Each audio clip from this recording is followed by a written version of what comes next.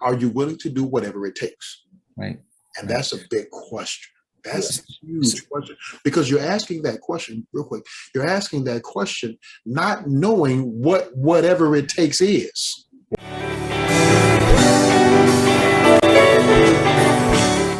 From here, right? Where do we go from here? I'm going to ask this question to both of you.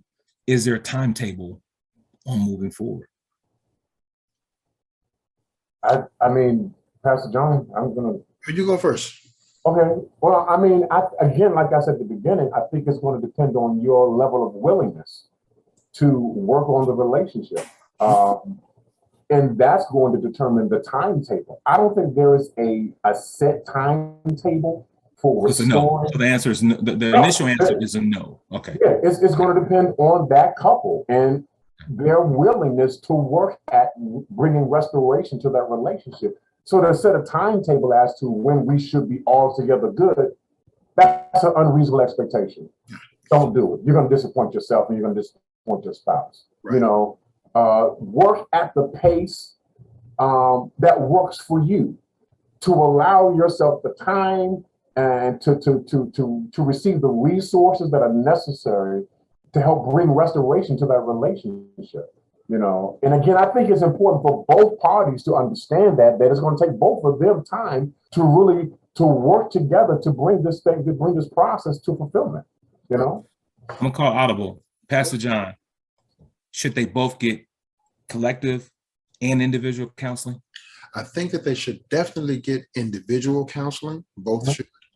I think marital together counseling should take place, but it may not be immediate. It may not. It could be immediate, but it may not be immediate. But I think that individual counseling is an absolute must for both. Yeah. The betrayed spouse needs individual counseling to help figure out how to process these feelings that they're having, as well as making the decision as to whether or not I want to put myself at risk again. And I think that the cheating spouse needs to process what they've actually done and find out what those triggers were that led them to make this decision for their family as well. So I think that they definitely have to have individual counseling and marital counseling, possibly as well, because even if they decide not to maintain the relationship, well, do we have children? There may be parenting issues that need to be addressed. We may need to learn how to communicate with one another, whether we decide to stick together or not, for the sake of kids, if there are kids available as well. Right. I'm gonna throw another one at you guys. During the pre-production, Pastor John, you made the statement that the person should be willing to, or is the person willing to do whatever it takes? That's a big question. Relationship. Now that's what I was gonna get into that with the question that you asked Pastor Adam about a timetable, because the timetable, the averages are 3 to 5 years. That's not the rule. Right. That's just organic. That's not even right. That's just the meat. You know, we did some research, we did some math, and this is what we came up with. But your particular situation may be at the extremes. Right. You know, it may take you 6 months, it may take you 6, 7, it may take you 10, 12 years. Who knows? Right. The question that has to be asked is, are you willing to do, or what are you willing to do to save the relationship? Are you willing to do whatever it takes? Right. And that's a big question. That's a huge question, because you're asking that question real quick. You're asking that question not knowing what whatever it takes is. What's the bottom? What's the ceiling? You have no clue. You have no idea. You don't know if that person is going to want access to your cell phone all the time. You don't know if you got to put a GPS in your car.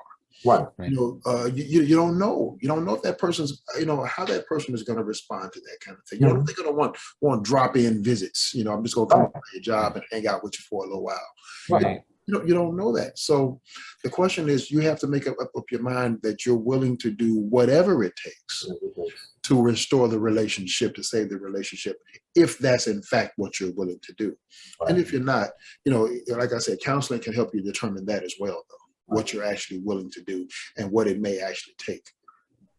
I like what you said, because technically, not even technically, just honestly, you don't get to determine the mechanisms, if you will, or the process of a person forgiving you once you've committed adultery and broken the sacred trust in a marriage.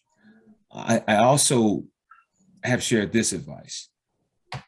It's gonna take a change of behavior, a drastic direction towards trust, as well as the person who has been betrayed, their forgiveness to help the marriage heal. Often we've talked about it from kind of one side, and naturally, right? The offender essentially has created this catalyst of problems and pain and issues, but forgiveness goes a long way. And communication, even about your pain. That's another thing we talked about in pre-production. The person who's been betrayed, being honest and open about how they feel. Right. And I think that's, if you both desire to have a relationship, to come to some level of restoration, or even a new relationship, because it is possible. I believe you both have to come towards that mark. Whether you take 2 steps and that person is tiptoeing, it has to happen in that manner. And to your point, Pastor John, the person who's created the offense, who has done the offense, can't determine how fast the other person decides to walk towards them in terms of restoring the relationship. Let me come in with something really quickly. I want to push on something just really quickly, and we can have a quick dialogue about it, okay? Because you mentioned forgiveness in the relationship, right? And I want to draw a distinction between forgiveness and reconciliation. Right. Okay. The betrayed spouse, in my opinion, would be best served by forgiving the cheating spouse. Okay. Because if forgiveness is a gift that you give yourself, then the betrayed spouse's forgiving the cheating spouse only releases the betrayed spouse from the offense that was perpetrated against them. Okay? So you're freeing yourself by forgiving. However, forgiveness of a person does not necessarily mean reconciliation with the person. That's a separate thing now. Yeah. And so here's the statement that I make then. I said, in relationships, repentance is not requisite for forgiveness. Repentance is requisite for reconciliation. So whether the person asks for forgiveness or not, you can forgive whether they ask for it or not. Right. Okay? That releases you from it. But what repentance means is a change in behavior.